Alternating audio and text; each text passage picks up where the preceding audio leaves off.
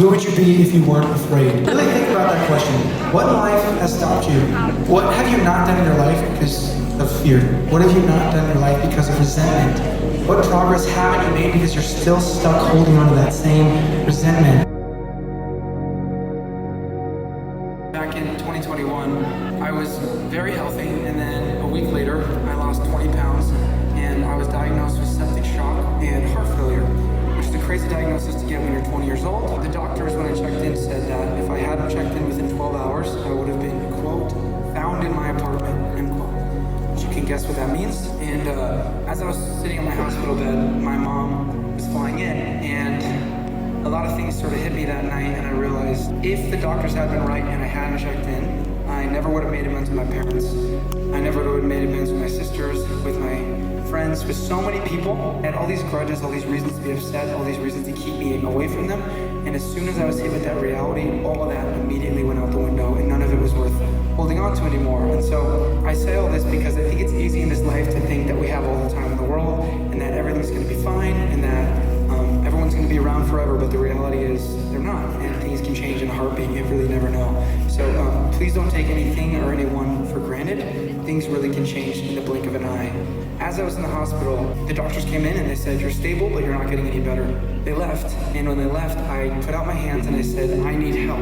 As soon as I said, I need help, they came back in, they did some tests, and they said that I got miraculously better. And then once I was physically better, everything else went all the way down the hill. My mental, emotional state was something I didn't ever think I would experience, and I was in a depression I didn't know existed. And I know that I'm not the only person who's been through, is going through, or is going to go through something maybe similar. And so it's really important to talk about this because at the time, again, this is where the trigger warning comes in, I remember saying out loud, I wish I didn't make it out sometimes. I no longer feel that way. I'm more than beyond grateful that I'm here today, but it was very real at the time, and I know I'm not the only person who's had scary thoughts like that, or I know someone who's had scary thoughts like that. I know that sometimes life is really, really hard, and it seems like you're never going to see the light of day again. Sometimes when you're carrying that backpack of shame, of regret, of hurt, pain, whatever that might be, you forget what it's like to run free. I bring all this up because while I wrote this song I'm about to play in the worst place I'd ever been, I wrote it knowing that someday I'd be okay. And I stand before you the most peaceful, the most joyful, the best I've ever been in my entire life by a landslide. And so I want to stand before you as a walking testimony that no matter how low it gets, no matter how bad in the pits you are, that peace is possible and joy is available to you. You just have to keep going. I am in the best place I've ever been in my entire life. And there were many times where I didn't think I was going to get out of it. I couldn't see the light. I was so deep underwater, I couldn't even see the sun.